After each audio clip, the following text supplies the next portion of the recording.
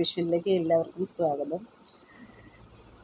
എനിക്ക് വോയിസ് റെസ്റ്റൊക്കെ ആയിരുന്നു, പനിയൊക്കെ വന്നു, ചുമയൊക്കെ കൂടെ കൊണ്ടുണ്ടാകുന്നു. അപ്പോൾ എനിക്ക് ലൈവ് ഇടാനൊക്കെ ഒന്നുമില്ല, വീഡിയോ പിടിക്കാനൊക്കെ ഒന്നുമില്ല. അപ്പോൾ വോയിസ് പ്രശ്നമായതുകൊണ്ടാണ് ഞാൻ എല്ലാവരുടെ അടുത്തും വരാതിരുന്നത്.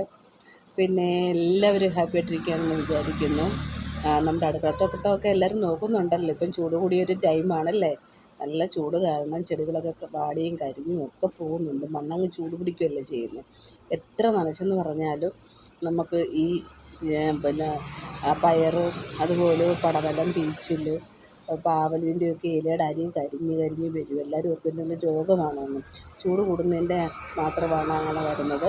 മഞ്ഞളൊക്കെ ഉണ്ടായിട്ട് ഇല വാടി പോകുന്നു, ഇല കൊഴിച്ചിലുണ്ടാകുന്നു. ഇതൊക്കെ നമ്മുടെ കാലാവസ്ഥയുടെ ഒരു മാറ്റമാണ്. അപ്പം നമ്മൾ ചെയ്യേണ്ടതെന്ന് വെച്ചാൽ ഈ തടങ്ങളിൽ ഗ്രോ ബാഗിലാണെങ്കിലും മണ്ണിലാണെങ്കിലും തടം നന്നായിട്ട് എടുത്തിട്ട് തടത്തിൽ പൊതയിട്ട് കൊടുക്കുക. കരിയിലയും പച്ചിലയും അതുപോലെ തന്നെ വാഴപ്പിണ്ടി ഇവയൊക്കെ ഇട്ട് പൊതയിട്ട് കൊടുക്കുക. അങ്ങനെയൊക്കെ നമുക്ക് ചെയ്ത് ചെടിയെ സംരക്ഷിക്കാം. പക്ഷേ ഈ ഒരു സമയത്ത് നന്നായിട്ട് പച്ചക്കറിയൊക്കെ വിളവെടുക്കാനും പറ്റും. നന്നായിട്ടുണ്ടാകുന്ന ഒരു ടൈമാണ്. ചീരയൊക്കെ ആണെങ്കിലും നന്നായിട്ടുണ്ടാകും. അപ്പം ചെയ്യാൻ പറ്റുന്ന ആൾക്കാർക്ക് ചെയ്യുക. വെയിലത്തൊന്നും നമ്മൾ നിൽക്കാതെ രാവിലെയും വൈകുന്നേരങ്ങളിൽ മാത്രം ചെടിക്ക് വെള്ളം ഒഴിക്കുകയും, അപ്പം വെയിലാകുന്നതിന് മുമ്പ് വെള്ളം നനയാൻ അത്യാവശ്യമാണ്. വെയിലത്ത് നനച്ച് കഴിഞ്ഞാൽ പിന്നെ നല്ലതായിട്ട് മണ്ണിന് ചൂട് പിടിക്കുമ്പോൾ പാടിപ്പോകും. അപ്പം രാവിലെ തന്നെ നനയ്ക്കാൻ ശ്രമിക്കണം. അതുപോലെ തന്നെ വൈകുന്നേരം ഒരു 5 മണി കഴിയുന്ന ഒരു സമയത്ത് നന കൊടുത്തു കഴിഞ്ഞാൽ നന്നായിട്ട് ആ തണുപ്പൊക്കെ നിൽക്കുകയും ചെയ്യും. അപ്പം ചൂട് കൂടുതലാണ് എന്നൊക്കെ പറഞ്ഞ് നമ്മൾ പച്ചക്കറികളൊന്നും നടാതിരുന്ന് കഴിഞ്ഞാൽ നമുക്ക് പറിച്ചെടുക്കാനൊക്കത്തില്ല.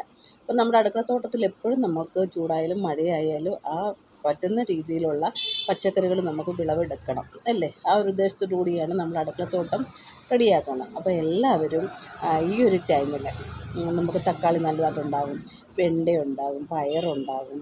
അപ്പോൾ അങ്ങനെയൊക്കെയുള്ള കാര്യങ്ങൾ ചെയ്യുക. വഴുതന ഇവയൊക്കെ പറിച്ചെടുക്കുക. ചീര നന്നായിട്ടുണ്ടാകും.